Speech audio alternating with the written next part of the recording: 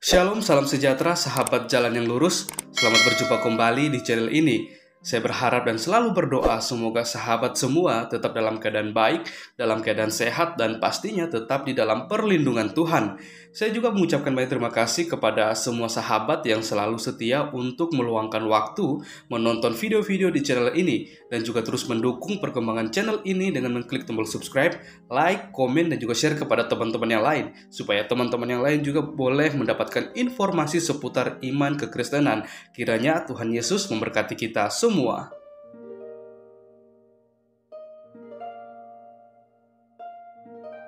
Puji nama Tuhan, sahabat yang diberkati dan dikasihi oleh Tuhan kita Yesus Kristus.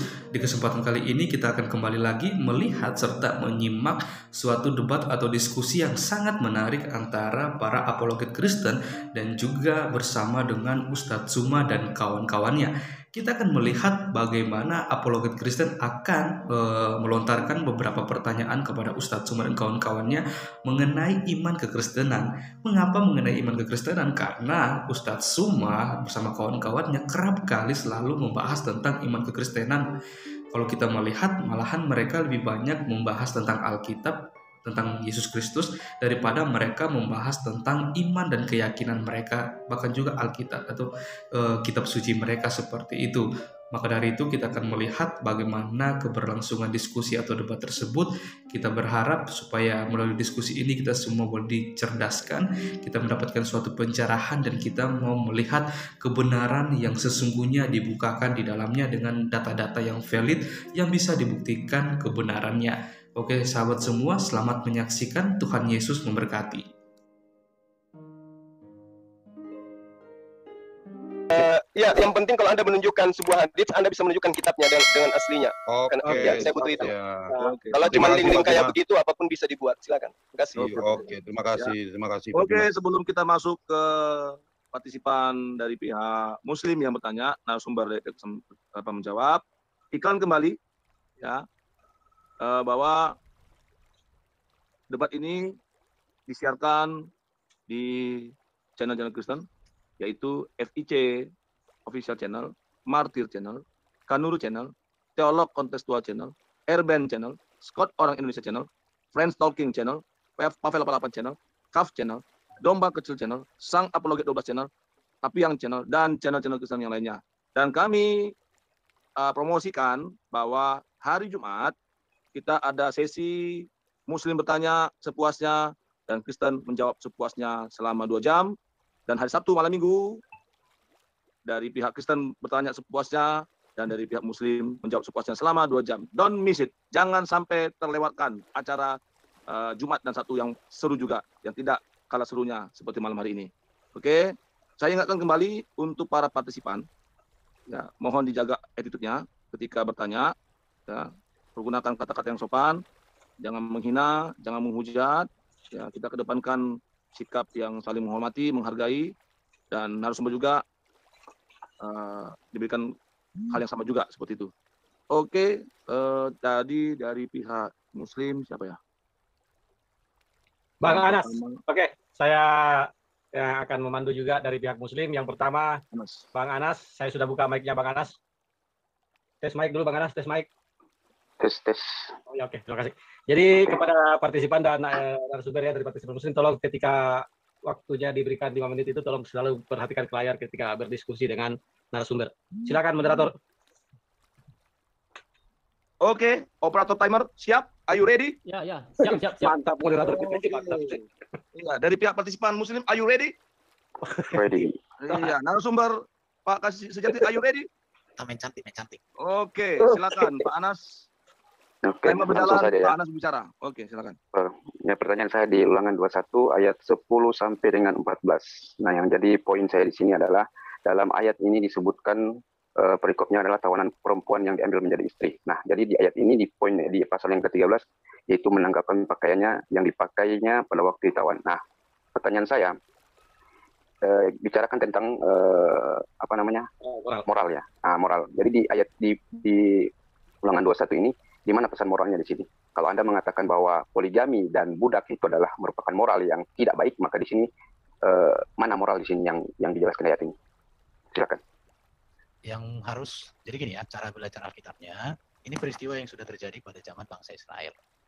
Ini sudah berlalu, dan Yesus sudah datang dengan hukum yang baru tentang moralitas. Maka tadi di awal saya sampaikan bahwa standar moralitas Kristen gereja itu adalah Yesus dan ajarannya. Jadi ini peristiwa yang sudah berlalu. Pada waktu itu, memang ini hukum yang berlaku. Dan hukum ini, waktu itu memang iya. Tetapi setelah itu, ini tidak dipakai lagi. Oh, Tapi dibuang ya? ini dituliskan sebagai sebuah fakta sejarah bahwa bangsa Israel itu pernah hidup seperti itu. Tapi ini bukan lagi acuan tentang perkawinan Kristen. Karena Tapi ada di kitab Anda, Pak. Biar diselesaikan dulu, Bang Anas. Biar diselesaikan, nanti baru tanggapi. Oke, Oh, iya. Silakan. Indonesia sejarah G30 PSPKI sampai sekarang tertulis kok dalam kitab sejarah. Bukan berarti Indonesia mau mengulangi itu ditulis sebagai sebuah peristiwa yang sudah terjadi dan itu menjadi sebuah peringatan. Bukan lagi untuk dilakukan, bukan ada pesan moralnya, ya jangan ada pemberontakan. Itulah kalau dari sejarah itu. Ya seperti ini bukan untuk dilakukan ini. Ingat ya, ini kitab Ulangan ini hidup di zaman Musa ini, ketika bangsa Israel itu dalam perjalanan memasuki tanah Kanaan itu. Itu, Bro. Udah. Tapi itu ada di dalam kitab Bible Anda. Kalau seandainya itu tidak digunakan lagi, sedangkan Yesus turun berkata bahwa Yesus tidak menghilangkan satu iota pun dari hukum Taurat. Jadi apa yang tertulis di dalam Taurat itu kan berlaku sebenarnya. Nah, gitu. Gimana? Ini kan kisah sejarah, Bro. Ya, itu kisah sejarah. Maaf, pause dulu, Erben. Maaf, bisa dikerasin suaranya, Bang Erben. Mohon maaf. Oke. Ya, Oke, jauh ya. kayaknya. Silakan. Iya, ini konteks pada waktu ini hukum yang berlaku. Jadi kalau dibaca ayat 14, apabila engkau tidak suka lagi padanya, maka haruslah engkau membiarkan dia pergi sesuka hatinya. Tidak boleh sesekali engkau menjual dia dengan bayaran uang. Tidak boleh engkau memperlakukan dia sebagai budak, sebab engkau telah memaksa dia. Nggak boleh, jadi nggak boleh dibudakin. Ya. Ya. Ada kata memaksa di situ, Pak. Ada kata memaksa. Jadi kalau Anda mengatakan bahwa budak dan poligami adalah merupakan moral yang jelek, di situ di ayat 14 itu ada kata memaksa. Jadi ketika budak itu diambil dari hasil perang kemudian dijadikan istri secara paksa, itu menunjukkan berarti moral yang tidak baik. Dan ini terdapat dalam kitab Anda, Pak. Silakan. Ini tertulis di dalam Alkitab, bukan lagi sebagai patokan hukum. Saya sudah katakan tadi bahwa patokan hukum gereja itu ajaran Yesus. Ini sebagai catatan sejarah yang pernah terjadi. Sama seperti peristiwa G30 SPKI dalam sejarah dicatat itu, tapi bukan lagi untuk jadi dilakukan lagi seperti itu, bukan. Itu catatan sejarah. Dari catatan sejarah itu kita belajar. Kita diperingatkan bahwa perang pun Yesus nggak pernah mengajarkan lagi. Perbudakan Yesus tidak pernah mengajarkan lagi. Kan jelas di situ. Baik. Kalau Anda mencontohkan dengan gerakan G30 SPKI, itu contoh yang jelek, Pak. Dan itu bukan dari Tuhan. Tapi ini terdapat di dalam Bible. Dan ini adalah menurut keyakinan Kristen itu merupakan firman Tuhan. Kok disamakan dengan kejelekan yang terjadi di G30 SPKI? Apakah ayat ini Ulangan 21 ini adalah kejelekan? Budak yang diambil dalam pasal perangnya adalah kejelekan di Ulangan 21 ini? Silakan, Pak. Kalau saya coba mengikuti pola pikir Bapak ya, ayat 13 dikatakan, sesudah demikian bolehlah engkau menghampiri dia dan menjadi suaminya, sehingga ia menjadi istrimu. Jadi nggak budak, Pak. Dijadikan gitu. Jadi tawanan perang dijadikan istri di sini. Tawanan perempuan diambil menjadi istri. Di situ, tetapi ini sebuah kisah yang sudah terjadi. Dan ini tidak lagi menjadi acuan orang Kristen di masa kini. Karena Yesus sendiri sudah tidak membenarkan perang, tidak membenarkan pembunuhan, tidak membenarkan poligami, tidak membenarkan perbudakan, semua nggak ada lagi. Yesus itu mendasarkan semuanya itu dengan kasih. Itu, Pak. Jadi ini catatan peristiwa yang sudah terjadi, bukan berarti kita harus lakukan lagi, enggak. Udah. Jadi ayat ini merupakan sesuatu yang tidak moral atau bagaimana? Konteks pada waktu itu, ya ini sudah peristiwa yang terjadi. Dan tidak ada yang salah dengan konteks waktu itu di sini. Bedanya kalau dengan baginda Muhammad, Yesus sudah datang, tapi kembali lagi dia ke belakang.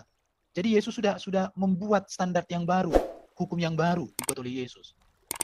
Itu patokannya. Jadi kalau kalian mau ini, orang Kristen nggak lagi mendasarkan tentang hukum perkawinan dengan peristiwa ini, nggak lagi. Udah, itu aja. Yang saya tanyakan, Pak, apakah Ulangan 21 ini adalah pesan moral yang jelek atau baik, Pak? Jadi gini, pada konteks waktu itu, memang tawanan perempuan itu diambil jadi istri. Pada waktu itu boleh. Kenapa? Karena pada waktu itu memang hukumnya seperti itu. Tetapi kalau gereja tidak lagi berpedoman ke sini, Sudah datang Yesus membawa hukum yang baru. Oke, Bang Anas. Jadi gini Pak, sekarang saya jelaskan lagi ya. Ini kitab Anda ini.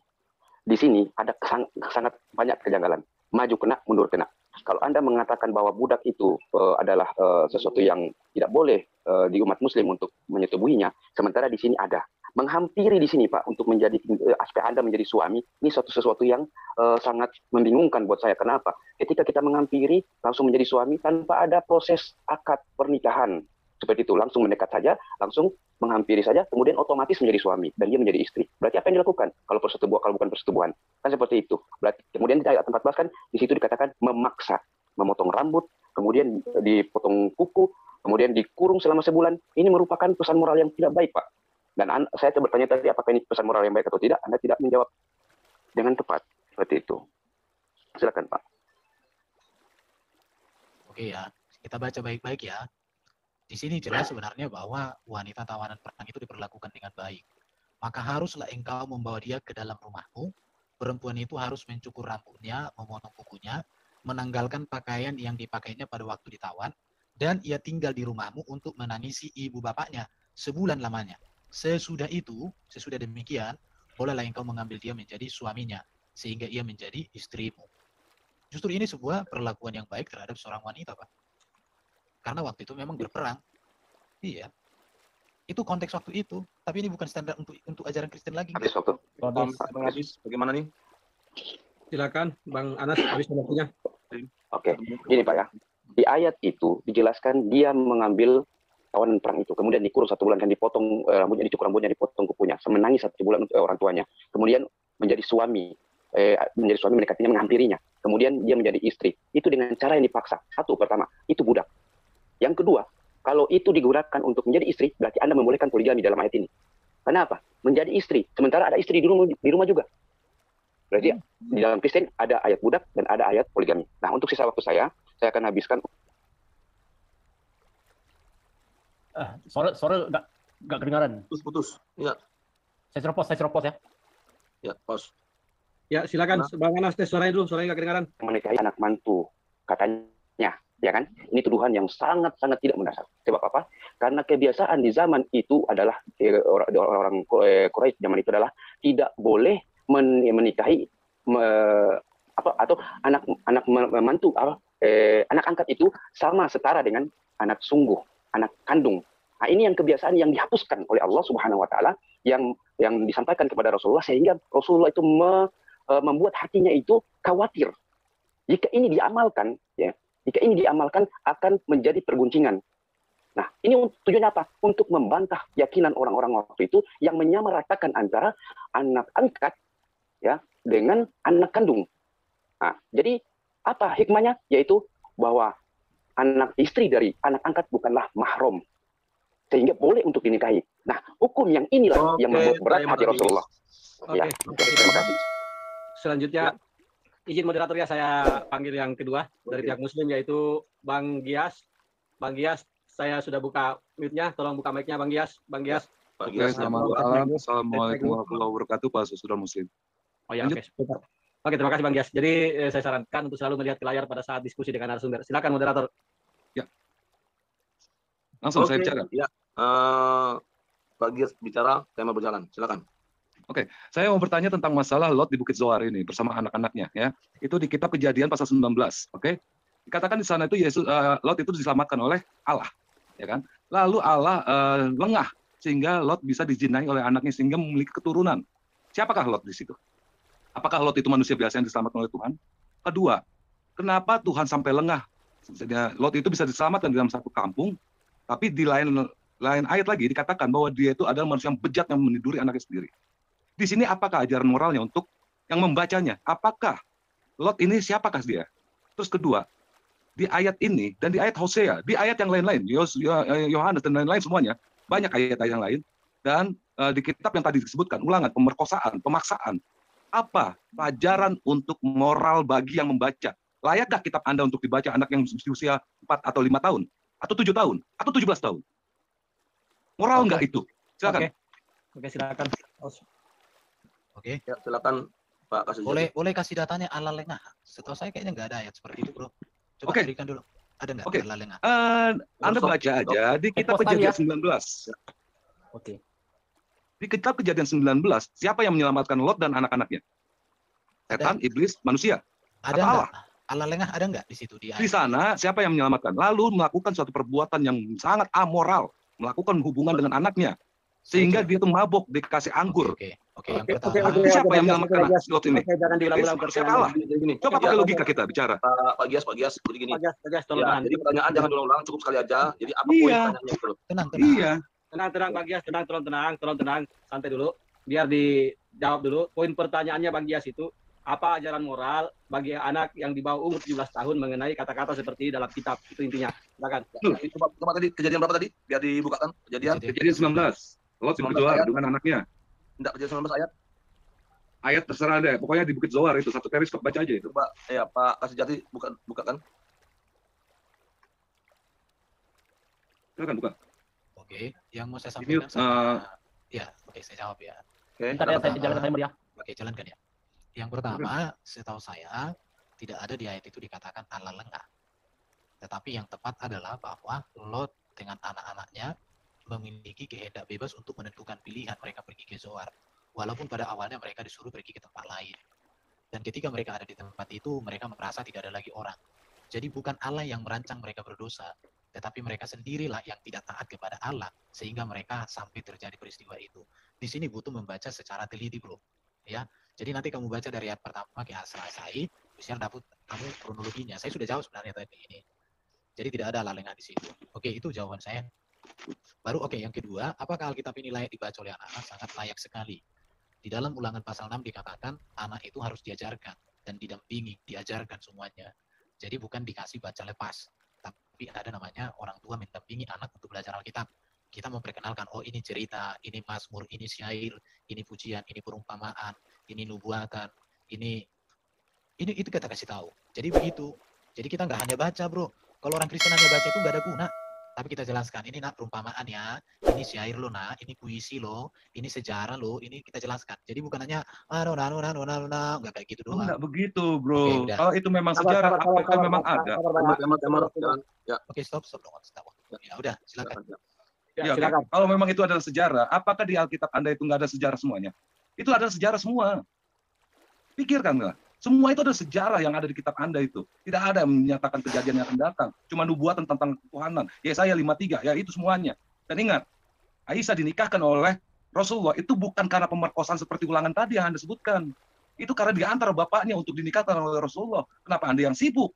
Sedangkan di ayat Anda, orang tua menjinai anaknya, terus melakukan persundalan sebebas-bebasnya di Hosea 4:13-14. Dibolehkan. Kenapa Anda mengutip-ngutip masalah kitab kami? Aisyah nikah pada Rasulullah, itu bapaknya nganterin. Kenapa Anda yang sibuk? Pertanyaannya Pertanyaan saya tadi, layakkah Alkitab Anda dibaca dan diartikan, dimaknai oleh anak-anak yang di bawah usia dewasa? Ingat, Al-Quran dibaca oleh anak 4 tahun, berikut hafalannya, berikut artinya, layak dan menambahkan IQ-nya. Tapi Alkitab, ada nggak yang menghafalnya? No. 1% pun nggak ada. Silakan. 2 Timotius 3 ayat 16 mengatakan segala tulisan yang dilakukan Allah memang bermanfaat untuk mengajar, menyatakan kesalahan, memperbaiki dan seterusnya. Alkitab ini buku etika dan moral yang sempurna. Maka di sini diberitakan yang buruk untuk dihindari, yang baik untuk diteladani. Begitu cara kami belajar. Jadi bukan hanya dibaca tapi mengerti, bro. Kalau tadi katakan Aisyah itu 69 tahun itu bukan pemerkosaan. Ya saya nggak berani aja mengungkapkannya, bro. Kalau di Indonesia itu masuk penjara, bro, hukumnya. Itu aja, bro, pikirkan. Bro, Jadi, oke, lanjut ke saya ya. Oke, itu Bro. jadi itu masuk penjara itu kalau seperti itu usianya di Indonesia. Itu aja. Oke, udah. Oke, pause. Oke, lanjut saya. Bro, dan namanya orang nikah itu, apalagi di perawan, itu dinikahin, diantaranya itu sama bapaknya nganterin ke Rasulullah SAW. Kenapa Anda yang sibuk? Anda itu apa urusannya? Satu, kedua. Satu, biar kamu tahu ini tentang masalah pernikahan. Nggak ada di dalam Al-Quran itu menyatakan untuk memerkosa budak-budak, seperti Ulangan tadi yang disebutkan. Terus dikatakan lagi, bersundalah keluarga kita, menantu-menantu kamu tuh di Hosea 14.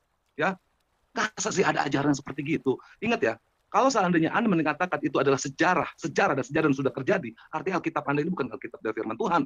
Ini ada firman manusia, karena tidak berlaku untuk selamanya, tidak abadi. Sedangkan Alkitab yang menurut Anda yang suci itu harusnya berlaku untuk seluruh selama zaman ini berjalan. Pakailah kita logika di dalam masalah memahami Alkitab ini. Alkitab Al-Quran itu selalu terpakai untuk seluruh zaman. Alkitab Anda, oh tidak, itu sudah terjadi, nggak kepakai lagi. Apa kok gitu? Itu firman Tuhan, bukan. Lanjut. Oke, pertanyaan Pak, tolong fokus. Fokusnya intinya gini, Alkitab Anda itu suci atau tidak? Apakah itu firman Tuhan atau tidak? Kalau seandainya firman Tuhan berlakukan untuk segala zaman, kalau tidak berlaku segala zaman, arti Tuhan Anda itu tidak mengetahui zaman yang akan datang. Silakan.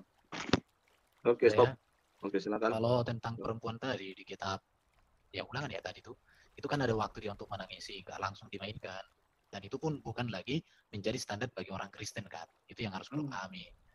Baru kalau tentang berzina atau bercabul, di dalam Alkitab Allah nggak pernah menyetujui itu, justru dimarahi kok.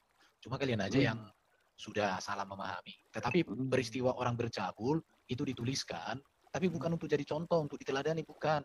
Tapi itu sebagai sebuah peringatan untuk dijauhi, dihindari. Itu yang saya sudah jawab dari tadi, bro.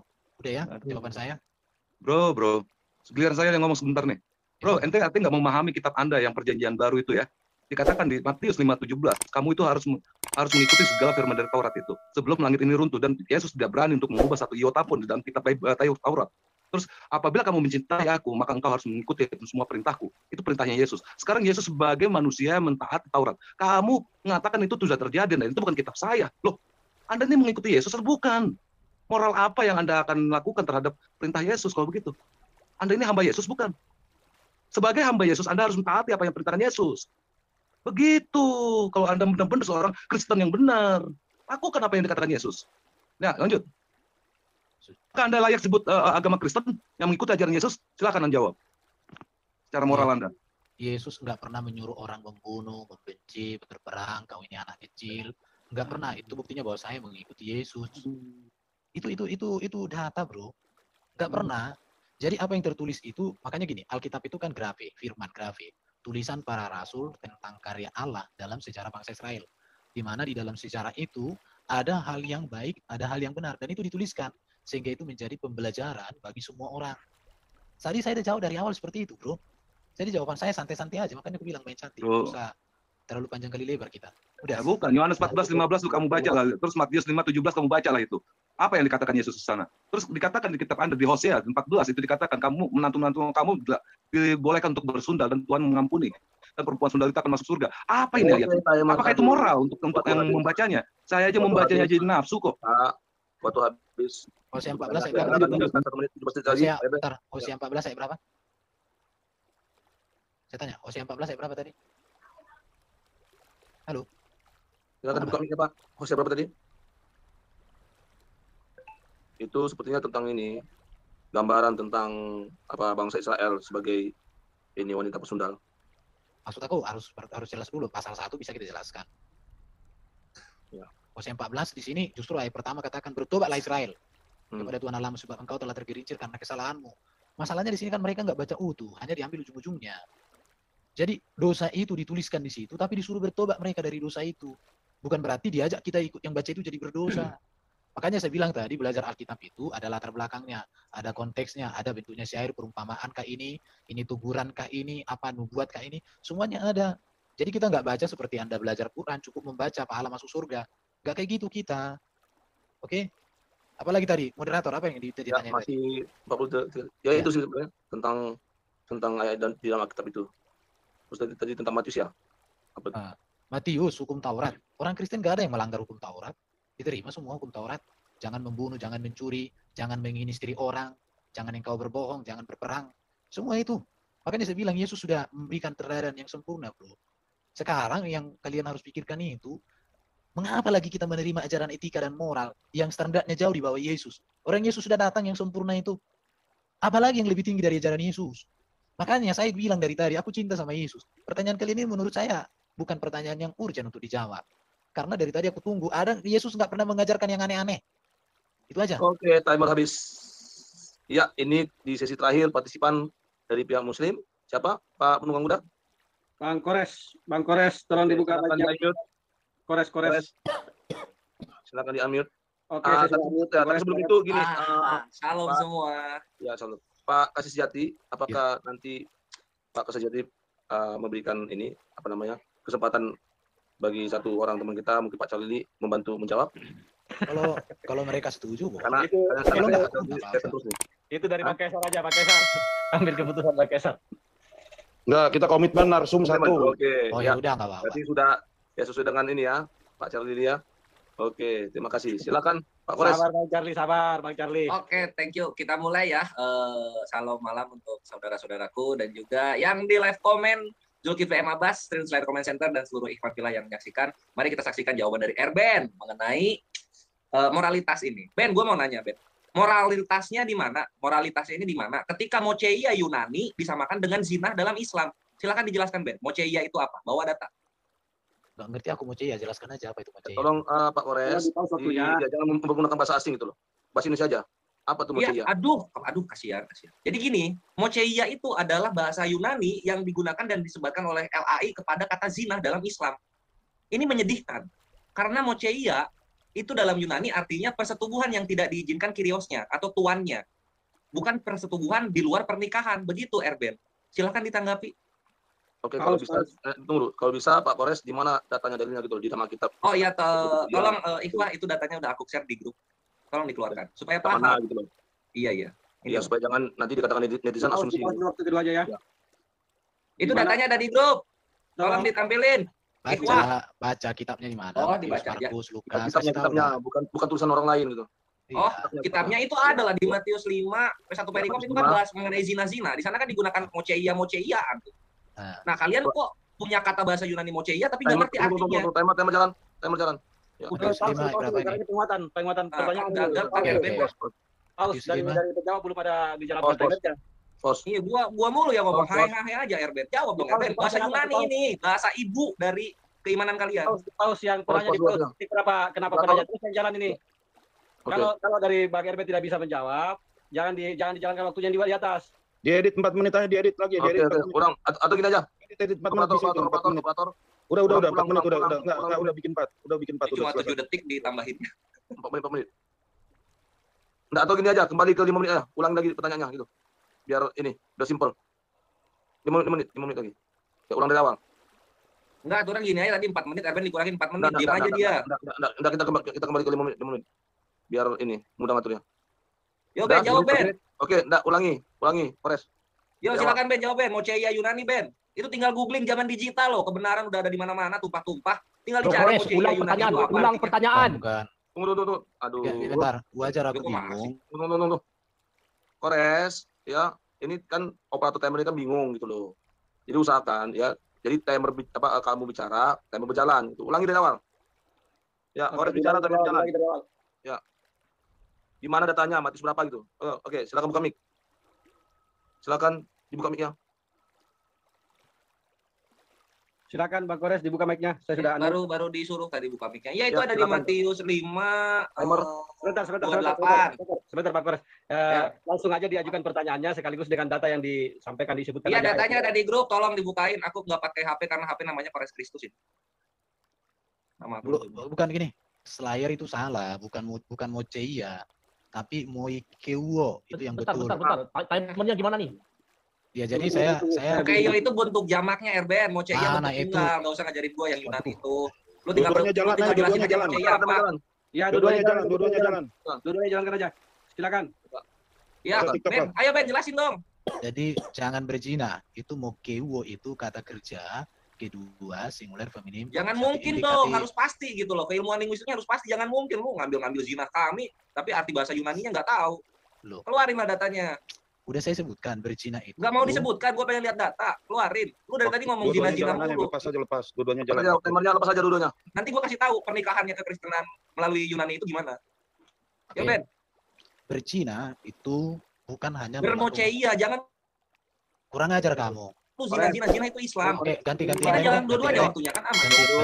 Ganti yang lain, stop dulu. Memang taruh Kores.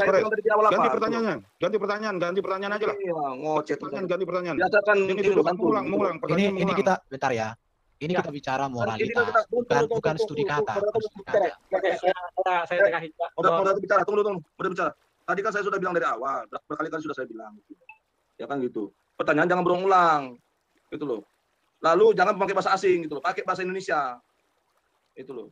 Dan semua netizen yang nonton itu tahu apa moce itu loh.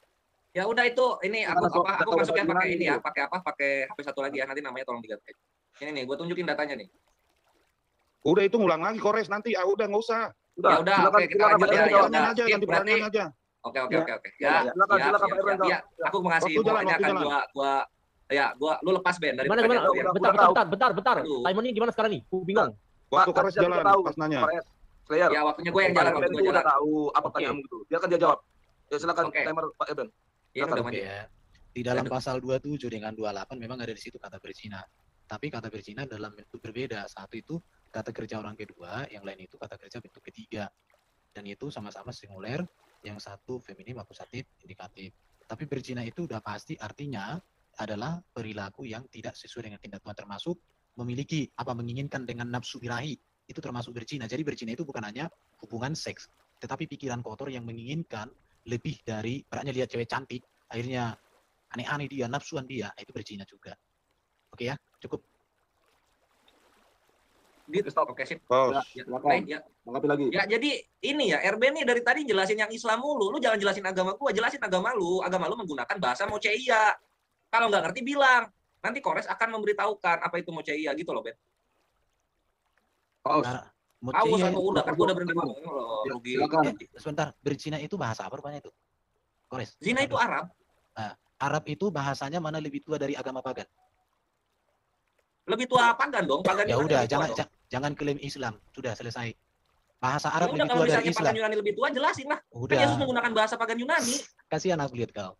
Ya itu dia, silakan jelasin, silakan. Cerahkan gue, silakan. Sudah aku bilang, berzina itu perilaku. Bukan seksual. zina moceia, astaga. Erben. Jalankan Ya. aja timer dulu nya. Bentar. Dulu ya. Bingung sih. Ya udah, saya sudah jelaskan itu, nggak usah repot-repot lah. Udah jelaskan Bukan. moceia, hanya segitu mentoknya taunya. Oke, gua kasih tahu. Jadi Nggak dalam usah. budaya pagan Yunani, yang namanya moceia itu adalah persetubuhan di luar izin dari tuannya. Semua wanita dalam pagan Yunani mempunyai tuan. Wanita-wanita ini budaknya para Yunani. Sehingga nggak cocok, nggak pantas. Ketika hukum zina yang mulia di dalam Islam untuk membedakan dengan nikah, disamakan dengan moceianya Yunani yang digunakan bahasanya di dalam Matius, tumpah-tumpah. Itu, Ben. Paus. Ya silakan, Pak Irwan. Nah, tunggu. Kores, kan balik lagi ke moceia lagi lo. Intinya next question aja udah lah. Oke, sekarang next question ya. Ya udah. Ya, siap ya, Ben ya. Erben siap ya. Jadi gini. Jadi apapun ya, Slayer, yang dijawab oleh Erben, mau kau terima tidak terima itu urusanmu gitu loh. Tadi kan udah dijawab gitu loh. Kembali lanjut aja pertanyaan kedua gitu loh. Ini muter lagi. Oke. Silakan. Dibuka mic-nya. Silakan Bang. Udah, kasih pertanyaan lah yang bagus. Pertanyaanmu aneh-aneh aja. Silakan Bang Kores dibuka mic-nya. Erben menggap baru satu. Yang kedua, Ben, sekarang Ben. Silahkan tunjukkan tata cara pernikahan yang diajarkan Yesus. Cari Ben, sampai seminggu, silakan. Yesus tidak pernah mengajarkan tata cara perkawinan. Tetapi Yesus mengajarkan prinsip perkawinan. Tata cara perkawinan itu berkaitan dengan budaya lokal. Tetapi prinsip perkawinan itu yang dibawa Yesus, yaitu monogami. Tidak ada perzinahan, tidak ada perselingkuhan, setia, suci, kudus. Itu yang diajarkan Yesus. Di luar daripada itu, prinsipnya prinsip setan. Oke, sudah. Terus. Oke, sekarang gimana cara ngebedain prinsip setan dan prinsip Yesus mengenai pernikahan, Ben? Prinsipnya satu, di luar daripada ajaran Yesus, contoh satu laki-laki, satu wanita, itu berasal dari ajaran dosa. Ya, di luar daripada kesucian satu seumur hidup karena hanya mau memisahkan, itu ajaran yang aneh-aneh, gitu ya. Baru kalau mengawini tanpa dasar, ada paksaan dan semuanya, itu semua nggak benar. Harus karena ada kasih di dalam Yesus, sama-sama beriman. Itu prinsipnya, bukan tata caranya. Oke ya? Bos. Efisien waktu ya Pak Erben. Oke, Ben, sekarang berarti kalau misalnya ngamar berdua suka sama suka, keluar dari kamar itu suami istri nggak, Ben? Silakan, Ben. Berzina. Dari mana tahu itu berzina, Ben? Silakan tunjukkan dalil, Ben. Karena tidak sesuai dengan ajaran Yesus. Ajaran Yesus yang mana, Ben? Dalilnya di mana? Ajarannya itu kan kesucian, kekudusan. Apakah itu suci? Apakah itu kudus? Bos. Dalilnya, Ben. Dalilnya. Apakah itu suci, apa itu kudus itu dalilnya, Ben. Gua nggak mau penafsiran lu. Perkataan lu tuh nggak masuk biblos.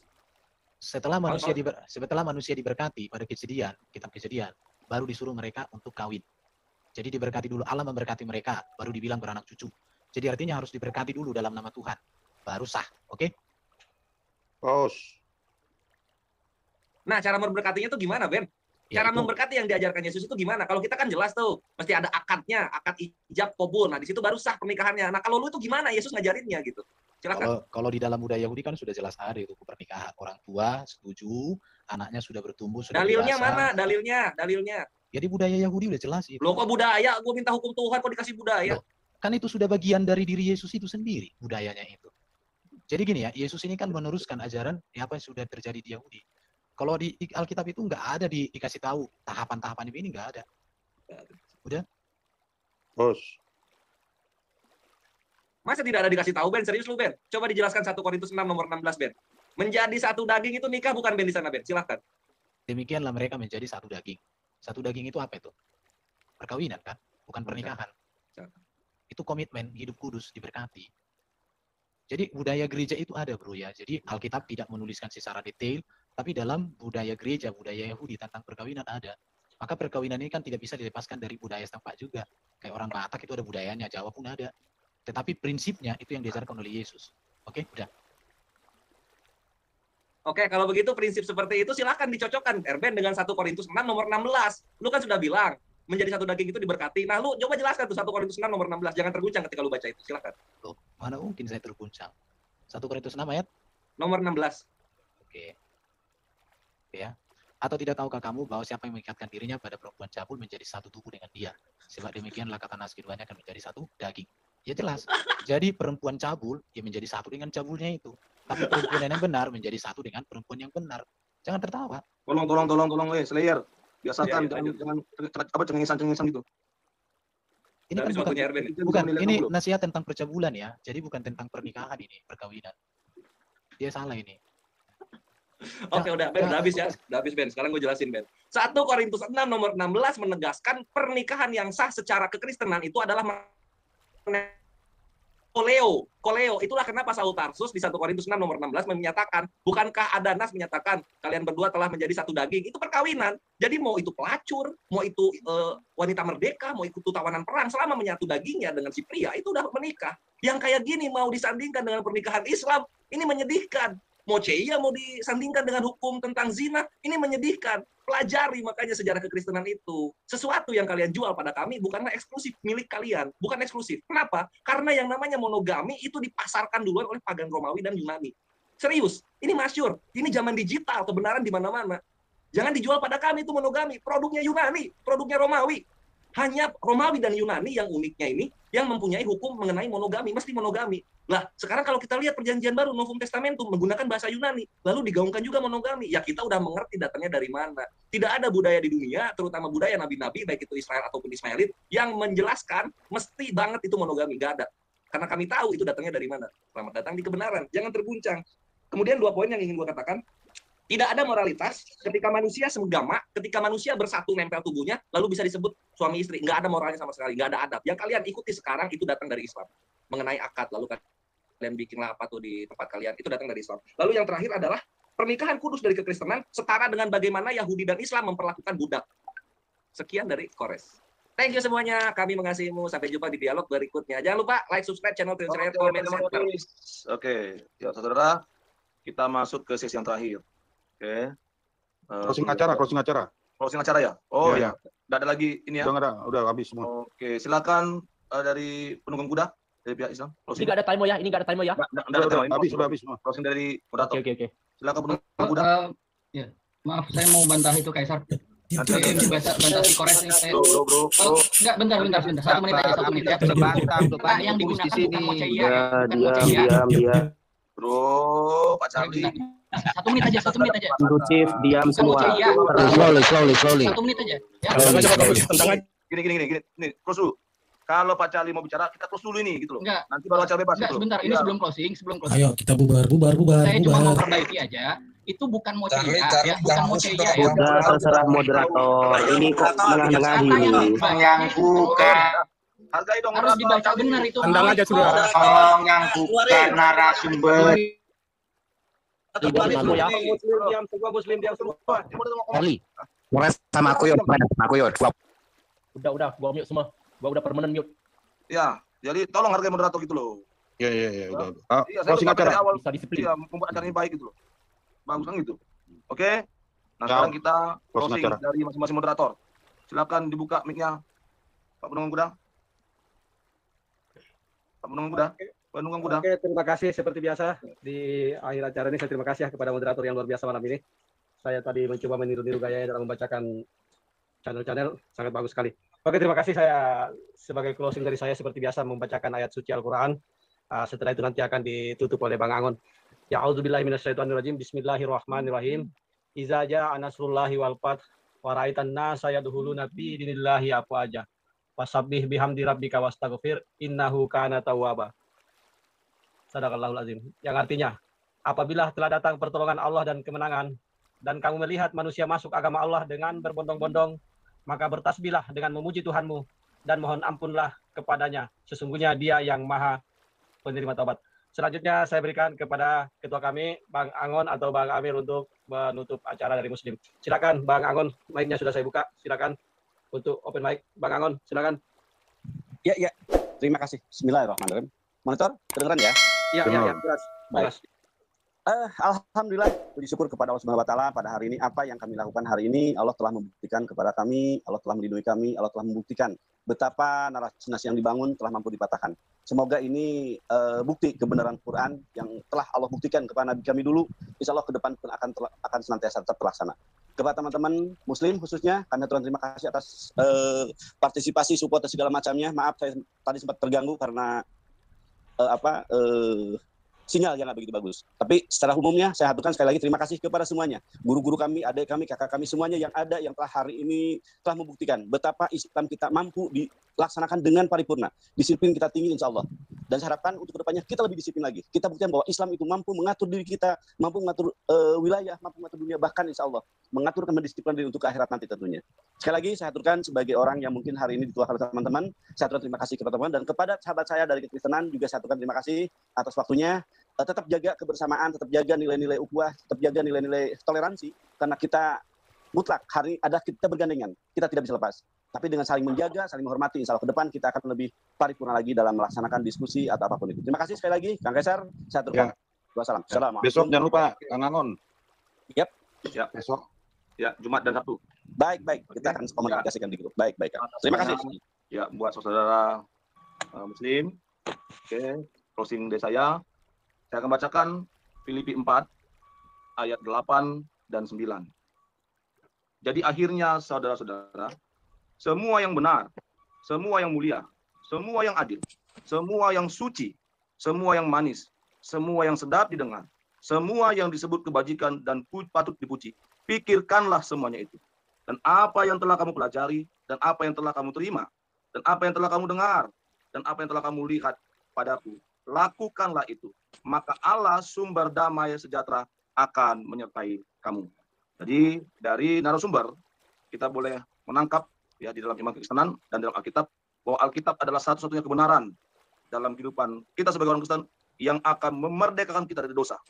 Dan seorang figur yaitu Yesus Kristus yang sebagai Tuhan dan Selamat kita, dialah yang mengajarkan moral tertinggi yang tanpa celah, tanpa dosa. Dan itulah teladan kita. Karena ketika kita hidup benar, hidup sesuai dengan apa yang diteladankan oleh Yesus, maka tadi dikatakan Allah sumber damai sejahtera akan memberkati dan menyertai kita. Betul sekali, mantap. Oke, terima kasih. Kita masuk ke sesi yang kedua battle. Silakan Pak Juma bertanya selama 10 menit. Waktu akan berjalan setelah Pak Juma berbicara. Baik, terima kasih. Ya, ini berbicara mengenai moral. Dan kitab yang Anda imani itu juga adalah kitab yang Anda sebut dengan Perjanjian Lama. Di dalam Kejadian 19, jelas di situ diterangkan ada dua orang wanita, adik-beradik, adik kakak ya, itu boleh dikatakan memperkosa bapak kandungnya sendiri. Moral apa yang ingin Anda utarakan di sini? Silakan. Itu justru membuktikan itu moral yang buruk. Tunggu. Itu aja. Bentar. Iya. Tunggu, timer. Oke. Pak Kasih jadi berbicara, timer berjalan. Silakan. Baik. Alkitab ini menuliskan moral orang yang buruk dan moral orang yang baik. Yang baik untuk diteladani, yang buruk untuk dihindari. Peristiwa Lot itu adalah peristiwa yang buruk. Dan itu menjadi peringatan supaya orang jangan seperti Lot. Supaya jangan seperti anaknya Lot. Itu aja bro. Jadi Alkitab bukan berarti kita jadi seperti Lot. Enggak ada itu. Itu dinyatakan buruk. Maka di Alkitab itu ditunjukkan yang buruk dan yang baik. Oke, itu aja. Oke. Stop. Timer, tunggu dulu. Oke. Ya. Mau bicara, time berjalan. Silakan.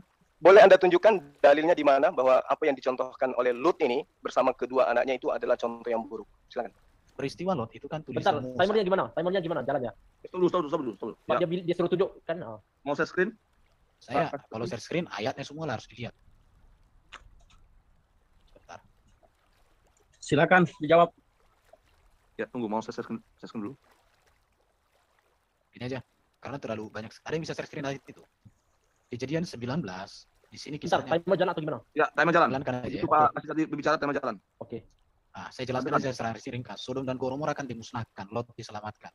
Mengapa? Karena Lot itu dipandang Allah sebagai orang benar, bahkan Abraham berdoa untuk mereka itu ya. Tetapi karena tidak ada yang benar, akhirnya mereka mau diselamatkan, disuruh mereka pergi ke satu tempat.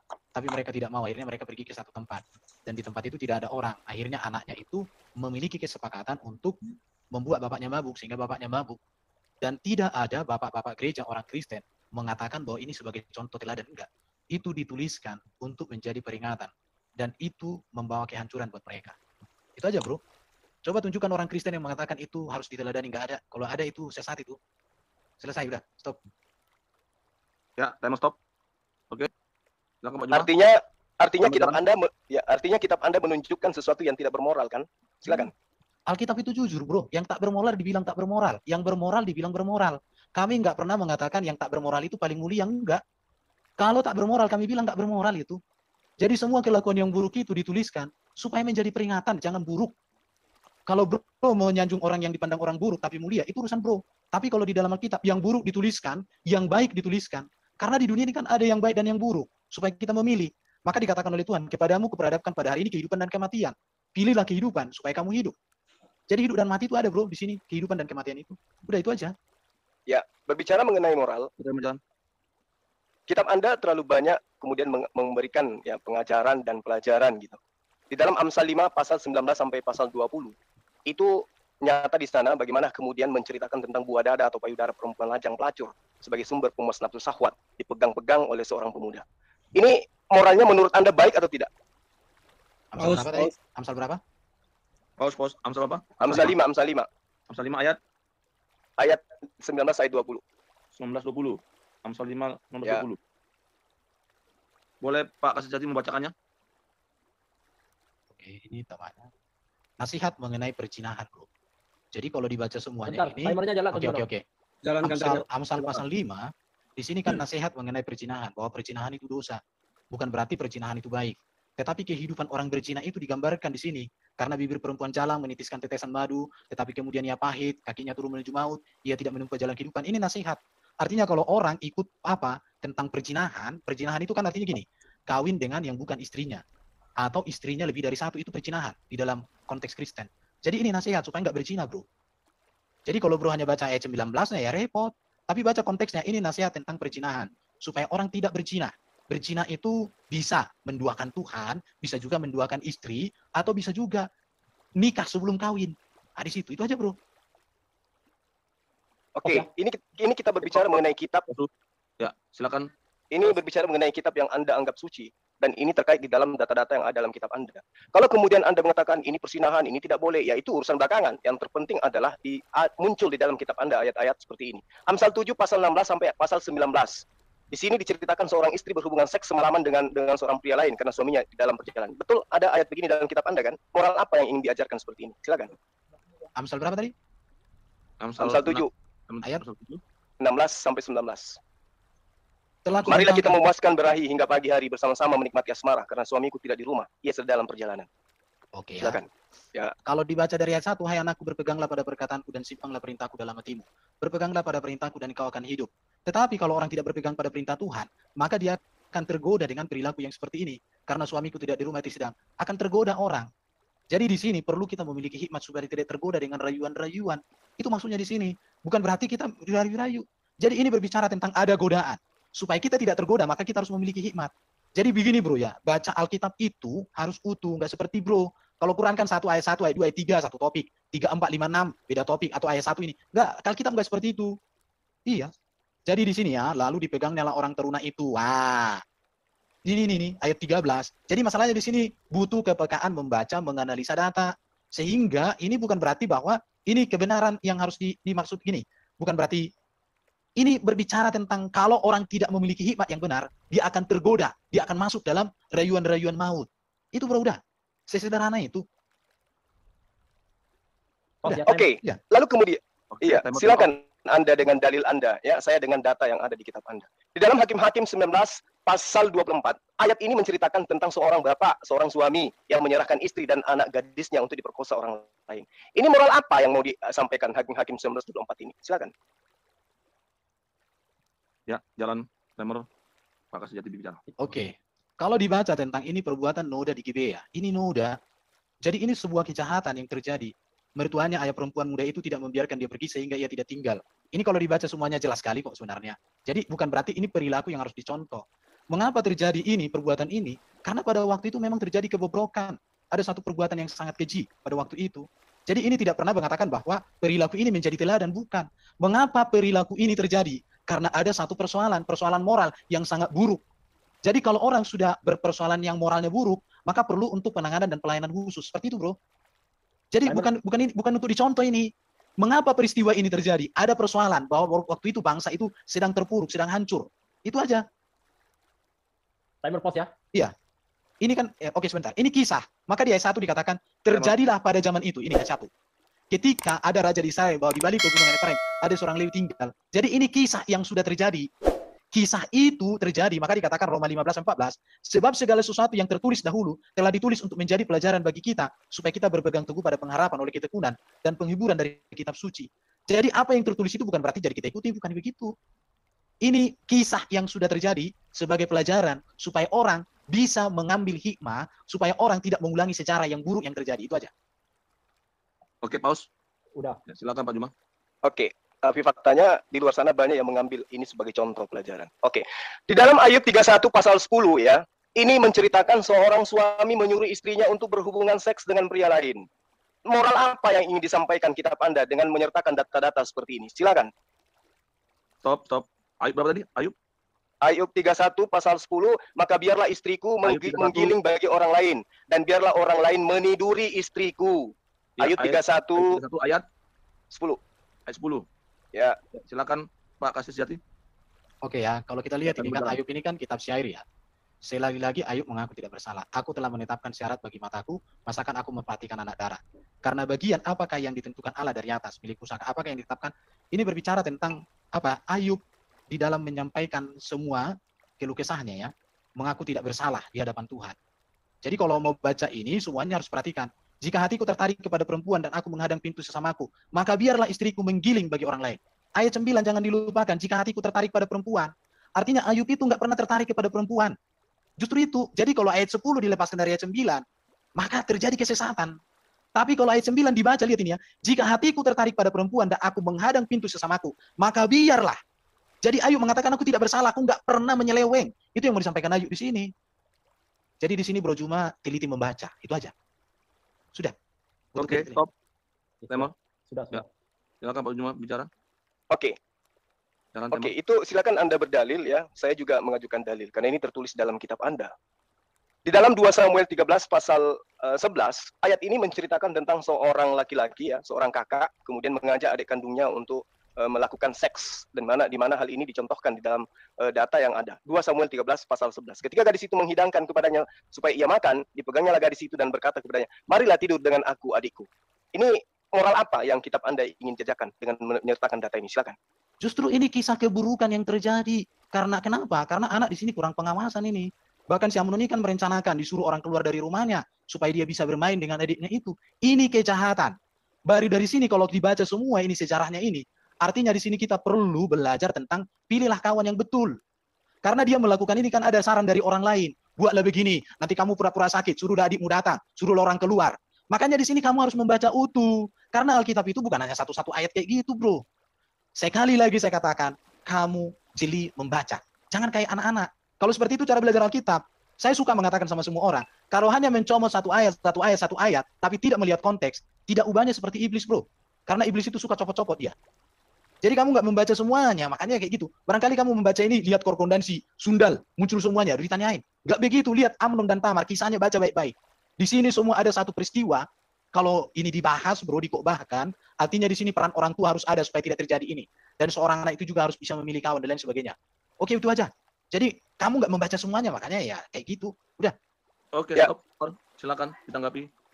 Oke, konon kitab Anda itu dituliskan kurang lebih 1.700 tahun.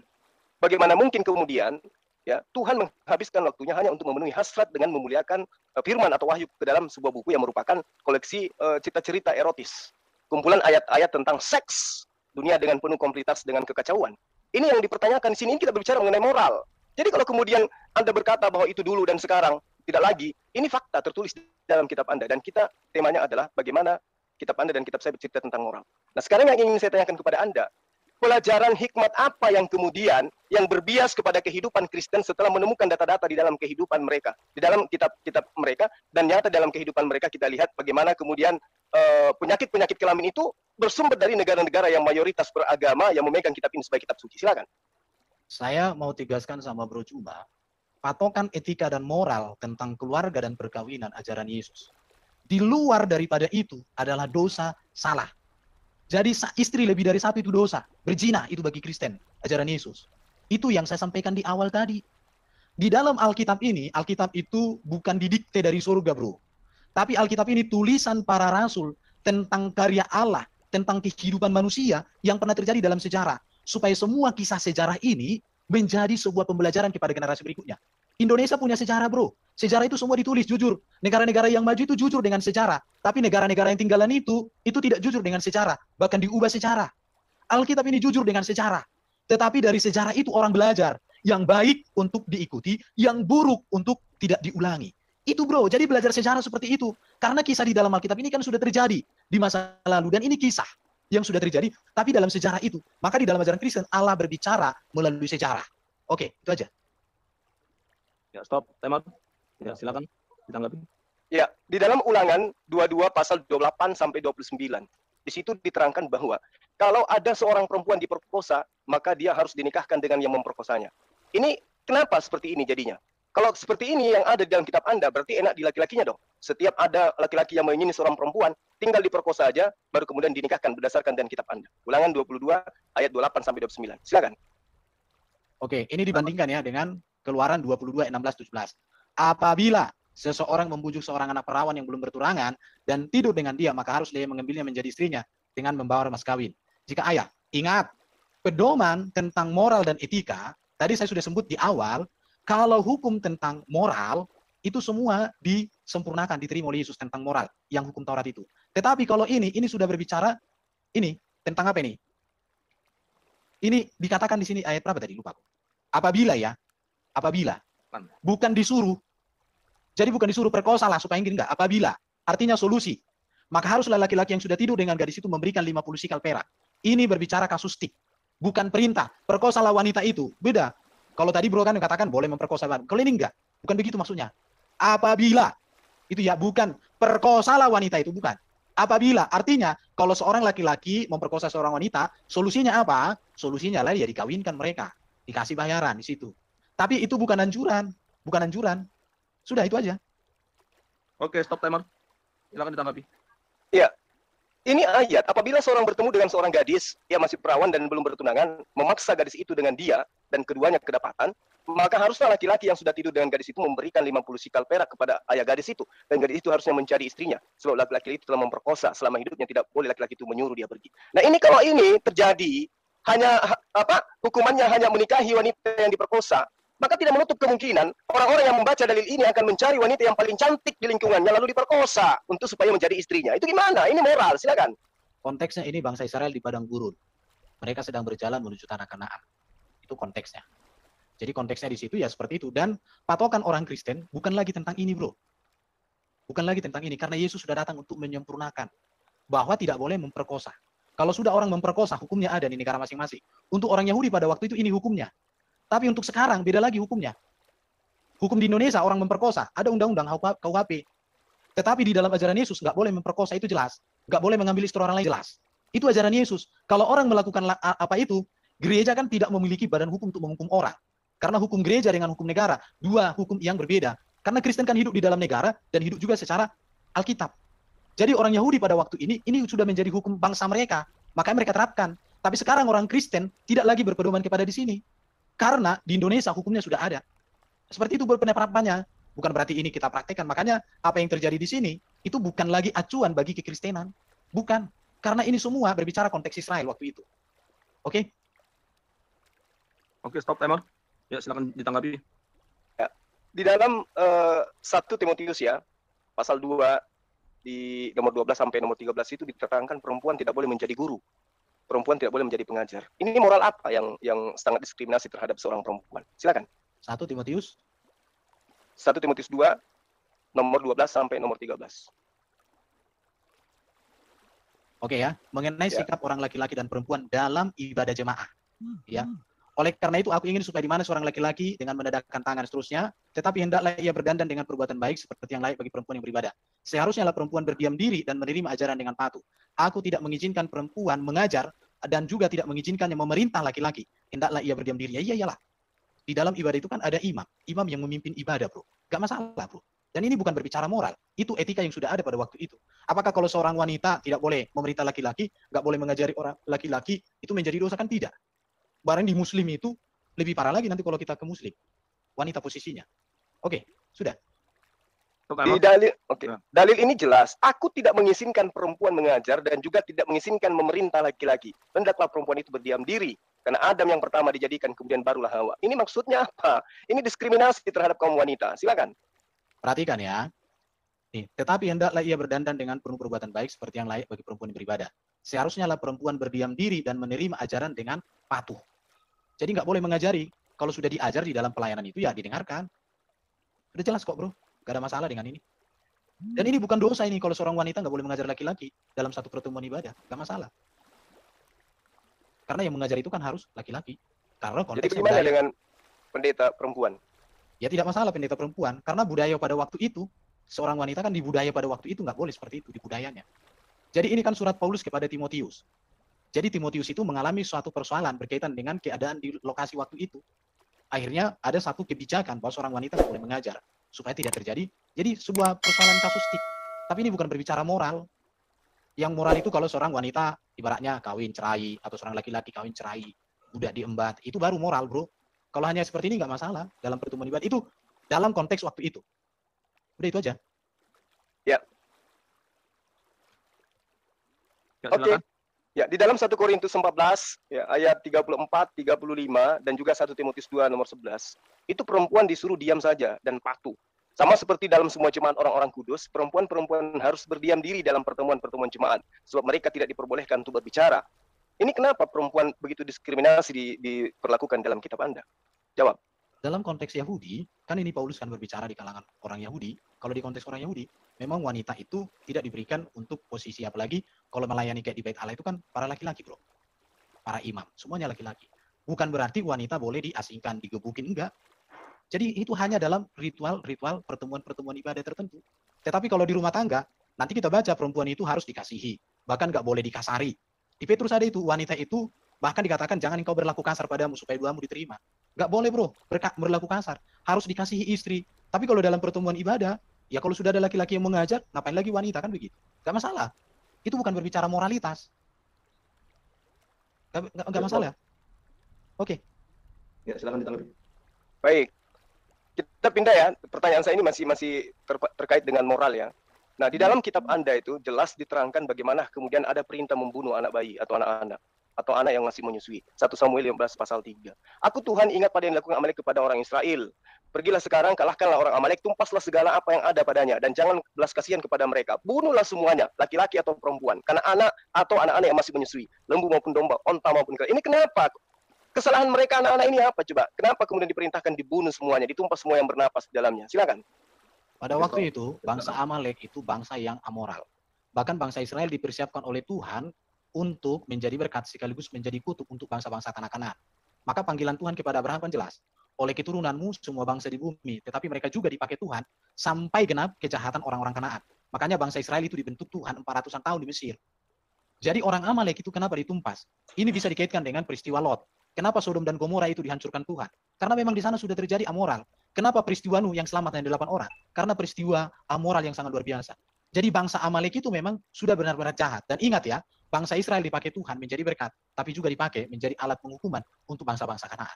Itu jelas. Jadi kronologi peristiwanya jelas. Dan itu terjadi, sudah terjadi. Tetapi kalau konteks sekarang, Yesus sudah datang membawa hukum kasih, mengasihi orang berdosa dikatakan, mengampuni, berbuat baik kepada mereka.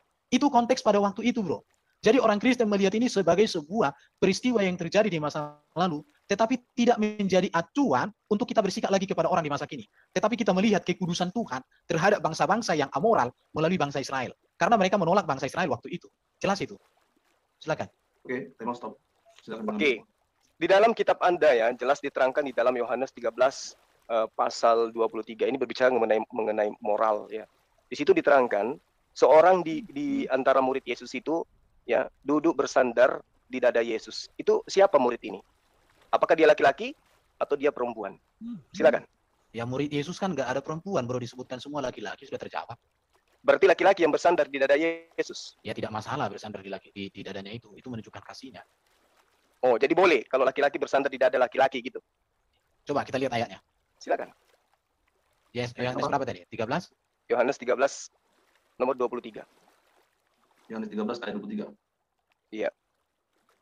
Bersandar dekat kepadanya. Ah, bro, ini salah membaca ini. Itu terjemahan baru. Ya sudah, kan di situ bersandar dekat kepadanya. Oke, sekarang saya cek bahasa Yunani sebentar, stop dulu.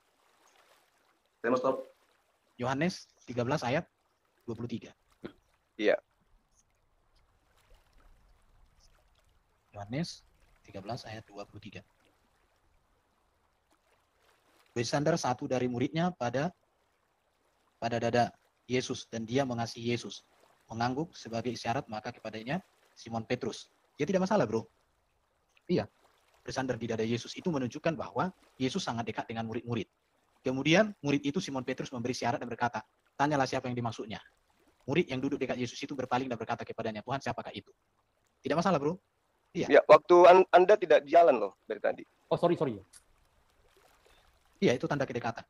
Oke, jadi tidak disalahkan kemudian ketika Amerika membuat sebuah Bible gay ya, karena memang ada contoh di dalam kitab Anda ya, laki-laki bersandar di dada laki-laki, boleh ya? Ya. Timernya tadi tidak jalan. Ya udah. Oke, ulangi lagi. Silakan. Oke. Saya seorang guru, ketika murid saya ingin dekat dengan saya, bersandar di dada saya, itu wajar. Tidak masalah. Oke. Ya, jadi tidak salah kemudian ketika gospel gay yang di Amerika itu diterbitkan karena adanya contoh dalil di dalam kitab Anda, laki-laki boleh bersandar di dada laki-laki dewasa gitu. Silakan. Sekarang yang harus Anda pahami adalah laki-laki gay melakukan itu sebagai sebuah kesesatan. Sementara di sini adalah kedekatan antara seorang guru dengan seorang murid. Tidak masalah. Oke, tidak masalah. Baik. Nah, di dalam kitab Anda, Bentar. silakan. Tapi kalau gay udah jelas salah ya. Karena Yesus tidak membenarkan, jangankan gay, poligami aja udah dosa, apalagi gay. Bahkan dikatakan juga, bahkan Paulus katakan, pemburit tidak masuk surga loh ya. Pemburit itu bagian dari gay itu, gak masuk surga. Jelas itu. Jadi kalau kamu memakai acuannya gay, jangan-jangan kamu sama dengan itu. Masa kamu samakan gay dengan Yesus? Kan namanya kurang ajar itu. Iya, memang kurang ajar itu gospel gay, kawan. Nah, ya, gini. jelas, kurang ajar. Iya. Dan kitab Anda yang mencontohkan soalnya. Di dalam Matius 17 nomor 20, ya, di situ berkata, kalau kamu punya iman sebesar biji sawi, maka kamu bisa memindahkan gunung. Apakah ini perbuatan benar ini? Karena tidak ada orang Kristen yang bisa memindahkan tai lalat, apalagi gunung. Silakan. Peristiwa Gunung Mohattam di Mesir, dan itu dicatat dalam sejarah Mesir, dipindahkan sejauh 3 km berdasarkan ayat itu. Kalau kamu pengen tahu, silakan cek. Ada itu di Google, ada bukti sejarahnya, dan itu diakui di Mesir. Gunung itu pindah. Oke, terbukti ayat itu. Oke, sekarang di sini saya minta pembuktian dari Kristen Indonesia. Adakah di antara kalian yang bisa membuktikan memindahkan gunung? Silakan. Hanya iblis yang menantang orang Kristen untuk melakukan seperti itu. Malam hari ini kamu membuktikan kamu iblis. Karena seperti itulah iblis menggoda Yesus ketika Yesus berkuasa. Baik, jadi inilah cara tipuanmu ya. Di dalam Matius 17 pasal 20 ayatmu yang menerangkan seperti itu. Ia berkata kepada mereka, karena kamu kurang percaya sebab aku berkata kepadamu, sesungguhnya sekiranya kamu mempunyai iman besar sebiji sawi, kamu dapat berkata kepada gunung ini, pindah dari tempat ini ke sana, maka gunung ini akan pindah dan takkan ada yang mustahil bagimu. Ini di dalam kitab Anda. Anda orang percaya kan, dan Anda meyakini Yesus itu adalah Tuhan. Kenapa tidak ada orang Kristen yang bisa memindahkan gunung? Apakah ini moral yang benar? Atau ini adalah kedustaan yang nyata? Silakan. Masalah memindahkan gunung menurut saya tidak berkaitan dengan moral. Karena moral itu berbicara kesusilaan, etika. Etika itu artinya kawin, cerai, bunuh, perang, itu. Tapi kalau memindahkan gunung menurut saya bukan etika. Jadi ini sudah lari dari topik. Tapi nggak apa-apa, itu berbicara iman. Oke, Ini etika, jelas etika. Ini berbicara mengenai moral. Ini adalah kedustaan karena ini tidak bisa dibuktikan. Sesuatu yang dusta itu melanggar moral yang benar.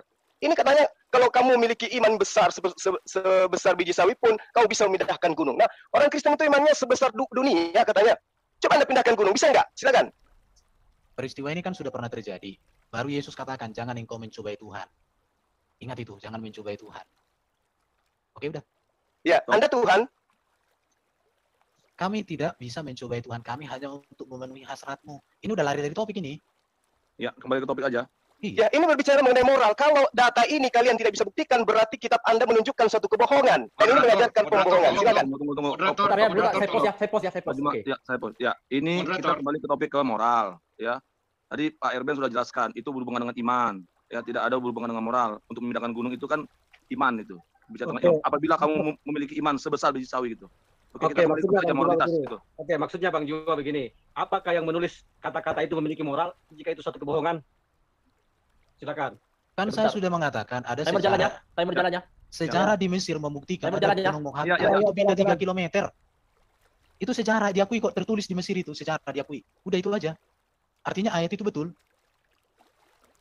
Ya, kalian yang memiliki iman sebesar gunung ini nggak bisa memindahkan gunung gitu. Ayat itu sudah terbukti. Nggak, kamunya. Ya, saya tidak mau memenuhi hasratmu. Kalau memang bukan hasrat saya, ini hasrat kitabmu. Itu ayat itu mana? Ayat itu sudah terbukti kok. Sudah terbukti ayat itu. Gunung Mohabbat itu dipindahkan. Waktu itu ada seorang. Jadi gini. Oke, sebentar mau bicara pos. Jadi Pak Juma, ya, tadi kan Pak Juma kan meminta bukti, oke, tentang ayat itu, ya. Nah, Pak Erben sudah menunjukkan, ya, di Mesir itu sudah terjadi gitu loh, ya. Kecuali kalau ayat itu bicara seperti itu tidak pernah terbukti di sepanjang sejarah dunia ini gitu. Oke. Kembali saya ini lagi. Tinggal dijawab aja bahwa karena mungkin maksudnya Bang Juma menyatakan apakah yang menulis itu berbohong atau tidak. Jika dikatakan tidak, bilang tidak berbohong dan pernah terjadi begitu saja mungkin. Tadi kan sudah dijawab oleh Pak Erben, ya, bahwa tidak berbohong, sudah terbukti, ada sejarahnya gitu loh. Ya, saya rasa itu udah menjawab gitu loh. Terkecuali tidak pernah ada sejarahnya bahwa tidak pernah ada gunung pindah sejauh 3 km gitu. Oke. Oke, silakan. Saya pikir lanjut ke pertanyaan berikutnya saja. Oke. Di dalam pengajaran praktis Yudaism, ketetapan Tuhan itu adalah merupakan sebuah wahyu kepada mereka. Lalu kenapa di dalam kitab Anda, di dalam agama Anda, ketetapan Tuhan yang datang kepada mereka berupa hukum Taurat itu dianggap sebagai kutukan kepada manusia. Ketetapan Tuhan dianggap sebagai kutukan. Lalu kemudian, Nabi yang diutus kepada Bani Israel di dalam agama Anda, mati terkutuk di atas tiang salib. Itu moral apa yang ingin Anda ajarkan? Membunuh Tuhan, membunuh manusia untuk menghapuskan dosa kalian. Silakan. Oke, stop timer. Ya, silakan jawab. Apa sih jawab? Bukan orang Kristen yang membunuh Tuhan Yesus, tapi orang Yahudi. Dan dibuktikan bahwa Yesus bukan ada karena dosanya dia dibunuh, tapi karena kebencian dan ketidakadilan. Jadi justru kematian Yesus itu membuktikan moral Yesus yang sempurna. Beda dengan orang kalau ada nabi mati diracun karena ada dendam. Itu baru karena moral yang kacau. Tapi kalau Yesus mati itu dengan cara terkutuk ya. Bukan dia dikutuk, bukan. Jadi di sini putu kecilian membaca, itu aja. Bukan karena dikutuk Yesus, tapi dia mati dengan cara seperti orang terkutuk. Banyak membaca aja, itu aja, oke. Diterangkan di kitab Anda, terkutuklah dia yang mati di atas tiang salib. Siapa yang terkutuk? Yesus, Tuhan Anda. Ajaran apa ini? Kok Tuhannya terkutuk? Ini siapa yang ngajarin gitu loh? Moral apa yang disampaikan? Ada Tuhan mati terkutuk di atas tiang salib. Silakan. Jadi, Yesus mati di salib itu kan dikatakan mati dengan cara orang terkutuk, maka dia terkutuk, terhukum dia di sana. Dengan cara itu artinya di situ. Jadi butuh kecilian membaca. Kalau kamu baca hanya ayat itu, nggak kamu lihat penjelasan berikutnya, ya repot bro. Waktu menjelaskan itu saya bisa jelaskan, cuman ini waktunya udah banyak. Tapi saya mau katakan, bicara moral itu bukan masalah mati Yesus. Oke, timer habis. Silakan ditanggapi Pak Juma. Ya, yang saya tahu, agama Anda mengajarkan Tuhan Anda mati terkutuk di atas tiang salib. Dan itu adalah ajaran yang sangat tidak bermoral. Tuhan dinyatakan datang, dilahirkan oleh manusia, kemudian dibunuh oleh manusia, lalu kemudian dikutuk oleh manusia untuk menebus dosa-dosa manusia. Ini ajaran yang sangat tidak bermoral. Kenapa? Karena ada Tuhan dikutuk oleh makhluk. Harusnya makhluk yang Tuhan yang mengutuk makhluk. Ini justru Anda yang mengutuk Yesus ini di atas tiang salib. Terima kasih. Habis timer. Oke, terima kasih kepada narasumber yang bertanya Pak Juma dan yang menjawab Pak Kasih Sejati. 2 termin sesi battle sudah kita lewati. Oke, silakan iklan penunggang kuda. Ini mau ke toilet bentar ya. Ya, silakan ke toilet. Ya, silakan penunggang kuda iklan. Oke, terima kasih moderator. Luar biasa ya, sampai juga kita closing statement nanti setelah ini. Wah, masih 70 partisipan ya. Kepada pemirsa di YouTube sekedar info bahwa di Zoom ini ada 70 partisipan, yang tadinya 73 sekarang sampai 75, luar biasa sekali. Dan disiarkan di 30 channel YouTube ya, di Menara Siar Muslim, yaitu Penegak Islam Channel, Laskar Jihad Islam Channel, Kata Pengantar Channel, Ucok Tebas Channel, Media Dakwah Muslim Channel, Triun Slayer Comment Center, Akang Satria TV Channel, Naja Media TV, Pendeta Abednego Penyampai Kebenaran, Sudut Pandang Muslim Channel, Istiqomah Channel, dan yang utama dan terutama Zulkifli M. Abbas Official. Silakan moderator. Oke, terima kasih Pak Penunggu Kuda.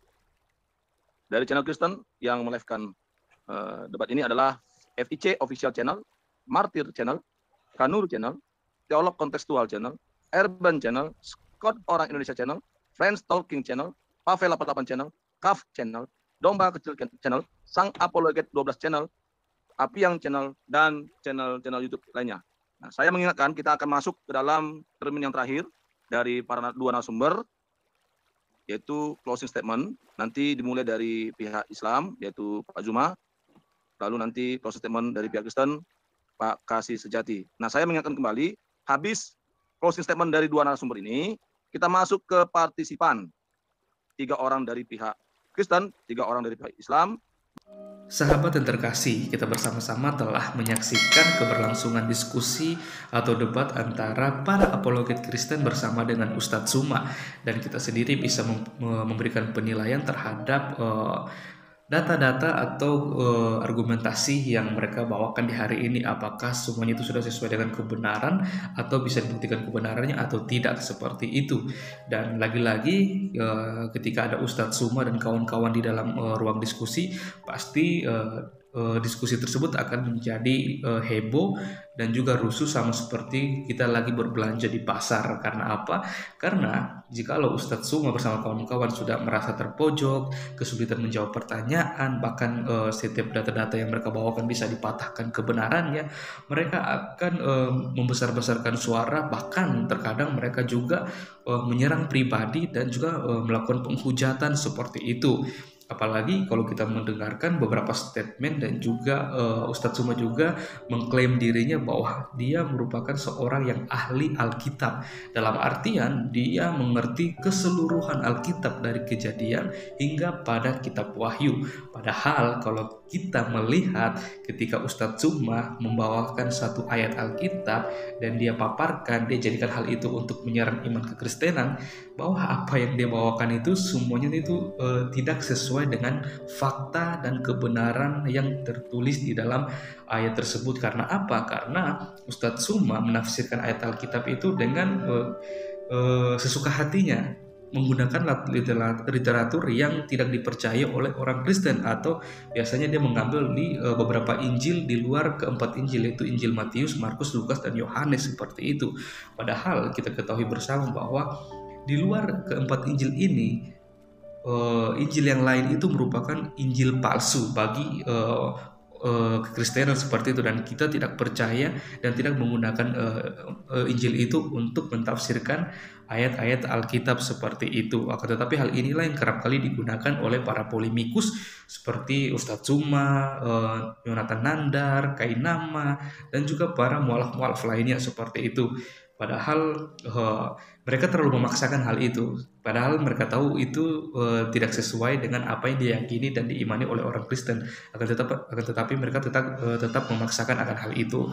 Sebenarnya yang perlu dipahami oleh para polemikus atau Ustadz Zuma yang kerap kali membahas atau mengambil ayat-ayat di luar keempat Injil ini, seperti Injil Barnabas, Injil Filipus, dan Injil-Injil yang lain di luar Injil Matius, Markus, Lukas, dan Yohanes, mereka harus memahami ada beberapa pernyataan dari Paulus yang dia tuliskan di dalam Alkitab atau di dalam tulisannya, di mana dalam kitab Galatia Paulus sudah memperingatkan orang-orang yang baru bertobat yang sebenarnya bukan Injil, hanya ada orang-orang yang mengacaukan kamu dan yang bermaksud untuk memutarbalikan Injil Kristus. Tetapi sekalipun kami atau seorang malaikat dari surga yang memberitakan kepada kamu suatu Injil yang berbeda dengan Injil yang telah kami beritakan kepadamu, terkutuklah dia. Seperti yang telah kami katakan dahulu, sekarang kukatakan sekali lagi, jikalau ada orang yang memberitakan kepadamu suatu Injil yang berbeda dengan apa yang telah kamu terima, terkutuklah dia.